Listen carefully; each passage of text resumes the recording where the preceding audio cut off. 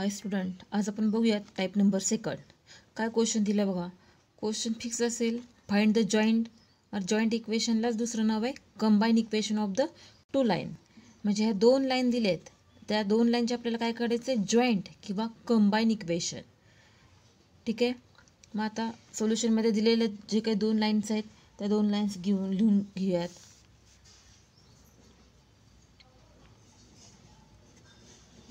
Given equation of the lines are, ज्या काही लाईनचे इक्वेशन दिले ते लिहूयात. 2x + y = 0 आणि सेकंड लाईनचे equation 3x - 5 y = 0.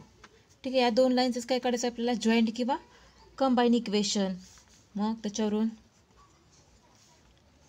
The combine किंवा और joint equation of these two lines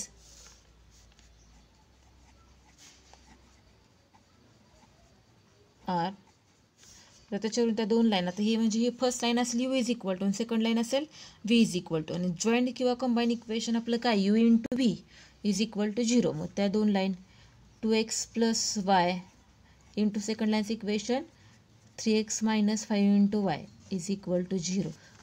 combine किंवा जॉईंट इक्वेशन काय आपलं u × v = 0. म्हणजे फर्स्ट लाईन u आणि सेकंड लाईन v या दोन लाईनचं मल्टिप्लिकेशन करायचं आहे. ठीक आहे. आता 2xनी या पूर्ण ब्रॅकेटला मल्टिप्लाय करा आणि yनी पूर्ण टर्मला मल्टिप्लाय. 2xनी मल्टिप्लाय करूया. 2x × 3x 6x² minus 2x × -5 y minus 10x × y. 2xनी मल्टिप्लाय करून झाले. yनी मल्टिप्लाय करूया. y × 3 × x + 3x × y. नंतर -5 × y × y y², 5y² = 0. मग आता लिहिताना कसं लिहिणं, देअरफॉर 6x². आता 10x × y + 3x × y. मग त्याच्यावरून -7x × y. yची टर्म एकच आहे, -5 × y² = 0. हे आपल्याला कुठलं इक्वेशन मिळालं, which is the required joint किंवा कंबाईन म्हणजे एकत्रित. जर हे नीट जर बघितलं तर आपल्याला हे second degree equation, homogeneous equation मिळते. ax² + 2hx × y + by² = 0. म्हणजे हे थोडक्यात होमोजेनियस इक्वेशन आहे आणि एकत्रित इक्वेशन असल्यामुळं जॉईंट किंवा कंबाईन इक्वेशन मिळालं आपल्याला. त्याच्यावरून which is the required joint equation.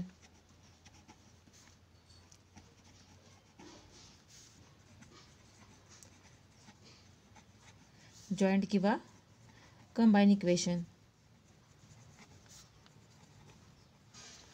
ठीक आहे. त्याच्यानंतर दुसरं बघूयात. दुसरं एक्झाम्पल आहे x + 2 × y - 1 = 0 आणि सेकंड लाईनचं इक्वेशन आहे 2x - 3 × y + 2 = 0. म्हणजे फर्स्ट लाईन आहे ही u = सेकंड लाईन आहे v = या दोन लाईनचं मल्टिप्लिकेशन करून आपल्याला काय मिळणार आहे, जॉईंट इक्वेशन. मग दिलेल्या गिवन लाईन्स लिहूयात. Given equation of the lines are x + 2 × y - 1 and 2x - 3 × y + 2 = 0. या दोन लाईनची इक्वेशन लिहिली. या दोन लाईनची इक्वेशन आपल्याला काढायचं आहे जॉईंट किंवा combine equation. The combine equation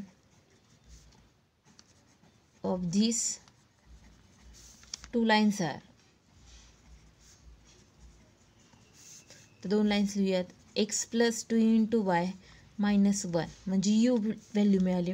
v line 2x - 3 × y + 2 = 0.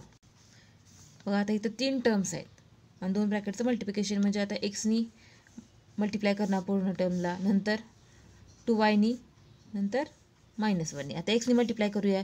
x × 2x 2x², x × -3 × y -3x × y, x × 2 + 2x. 2yनी multiply करूया. 2y into 2x, 2 into 2 4 x into y. नंतर 2y into minus 3 into y minus 6y into y y square. 2y into 2 plus 4y.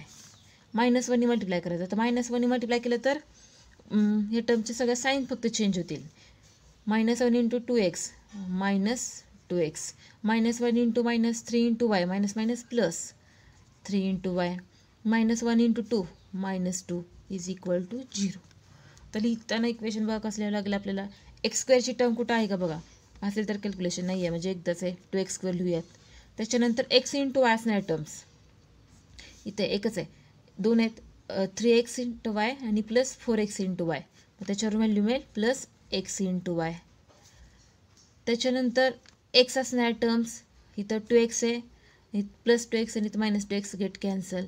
X असणार terms झाल्या. नंतर Y असणार terms 4y आणि 4 into Y plus 3 into Y plus 7 into Y. Y असणार term झाल्या. त्याच्यानंतर Y स्क्वेअरची term एकच आहे minus 6y square. Constant term minus 2 is equal to 0. Which is required joint equation किंवा combine equation. Therefore which is the required joint किंवा काय म्हणू शकता तुम्ही कंबाईन्ड इक्वेशन. ठीक आहे. दुसरं एक्झाम्पल झालंय. तिसरं एक्झाम्पल बघा. Passing through origin and having slopes -2 and 1 divide by 3. Question तुमचा तो फिक्स राहणार आहे. फाइंड द जॉईंट इक्वेशन किंवा कंबाईन इक्वेशन ऑफ 2 लाईन्स. आता इथे 2 लाईन्स न देता त्या 2 लाईनच्या काय दिलेत आपल्याला, त्या 2 लाईनचे स्लोप दिलेत. म्हणजे फर्स्ट लाईनचा slope m1 is equal to -2 and second लाईनचा स्लोप आहे m2 is equal to 1 divide by 3. पण त्या 2 पासिंग थ्रू ओरिजिन. ठीक आहे. आता पासिंग थ्रू ओरिजिन असेल तर आपल्याला स्लोप पॉईंट फॉर्म माहिती आहे. y is equal to mx आणि पॉईंट दिला असेल आणि स्लोप दिला असेल तर y minus y1 is equal to m x minus x1.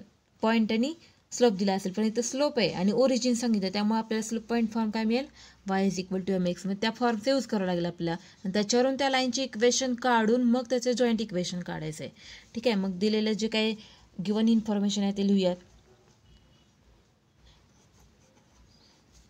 The equation of the lines passing through origin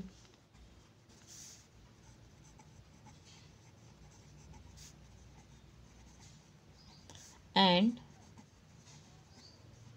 having slopes -2 and 1 divided by 3. First लाईनचा slope आणि second लाईनचा स्लोप मिळाला आहे. मग त्याच्यावर पासिंग थ्रू ओरिजिन असेल आणि स्लोप दिला असेल तर तुमचा by using slope point form काय मिळेल मग तो y is equal to mx. पण 2 लाईनचे स्लोप आहेत मग त्याच्यावरून that is y is equal to first लाईनचा स्लोप m1 इंटू x आणि second y is equal to m2 into x. आता फर्स्ट लाईनचा स्लोप ठेवूया. y इज इक्वल टू m1ची व्हॅल्यू -2 इंटू x. नंतर सेकंड लाईनचा slope y is equal to 1 divide by 3 into x. आता लाईनचं equation करून लाईनच्या इक्वेशनच्या फॉर्ममध्ये लिहूयात. आता -2x आहे इकडं याला आले तर व्हॅल्यू प्लस होईल 2x. हा y as it is plus राहील y आणि ही टर्म इकडे आल्यामुळे इकडे व्हॅल्यू राहिली 0. इक्वेशनच्या फॉर्ममध्ये आपण लिहिलं याला. ठीक आहे. मग इथं 1 डिवाइड बाय 3 डिवाइडची टर्म इकडे आलं मल्टिप्लिकेशनला जाईल 3y is equal to x. नंतर 3y ॲज इट इजच राहील. इथं x प्लस आहे इकडे आल्यावर मायनस होईल.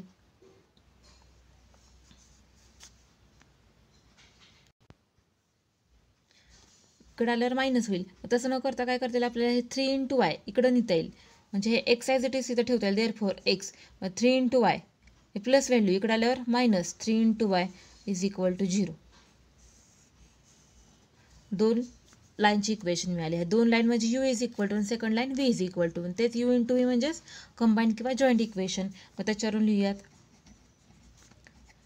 The joint equation of these two lines are,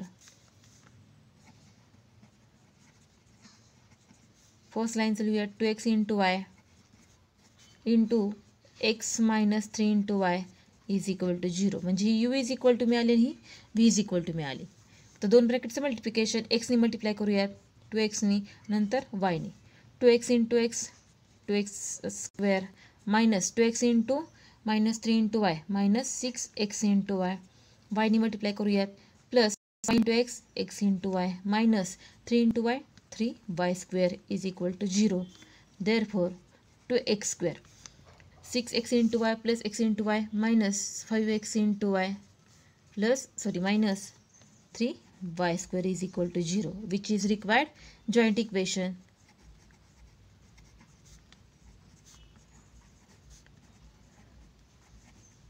Which is required joint equation किंवा combine equation. ठीक आहे. त्याच्यानंतर चौथं एक्झाम्पल बघूयात.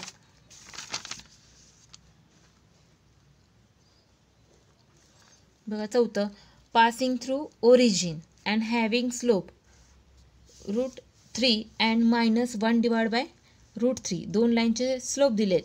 फर्स्ट लाईनचा स्लोप म्हणजे m1 इज इक्वल टू √3 आणि second m2 is equal to -1 divide by √3. Same त्याच मेथडनी थर्ड एक्झाम्पल सोडवले तसंच.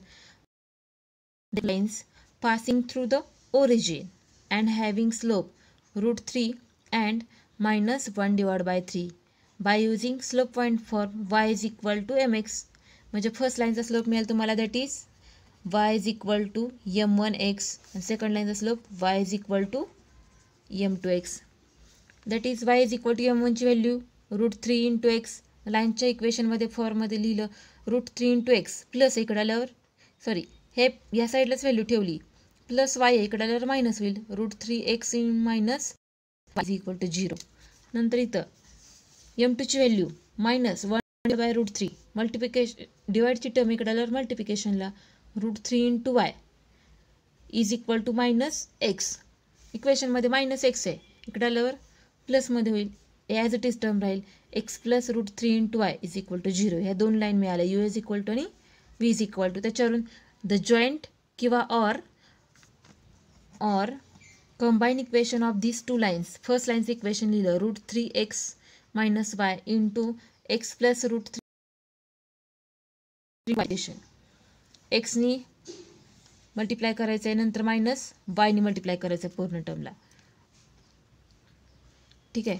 आता करूयात √3x into x √3x square प्लस √3x into √3 into y.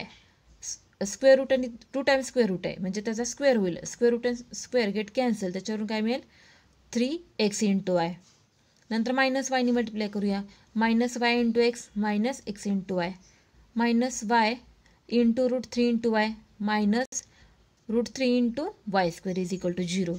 First term as it is राहील √3x square प्लस 3x into y minus x into y plus 2x into y minus √3 into y square is equal to 0, which is required joint किंवा combine equation of the line. ठीक आहे. चौथं example झाले. Same त्याच मेथडनी एक होमवर्कसाठी 5वे example असेल. बघा, passing origin having slope 2 and -2 आणि आन्सर सांगितलं आहे 4x² -y square is equal to 0. October 2000ला विचारलेलं क्वेश्चन आहे. हे होमवर्कसाठी तुम्ही सोडवायचं आहे. या टाईपमध्ये जरा एक्झाम्पल्स आहेत, भरपूर एक्झाम्पल्स आहेत. आज 5 एक्झाम्पल्स आहेत. ठीक आहे. थँक्यू. थांबूयात.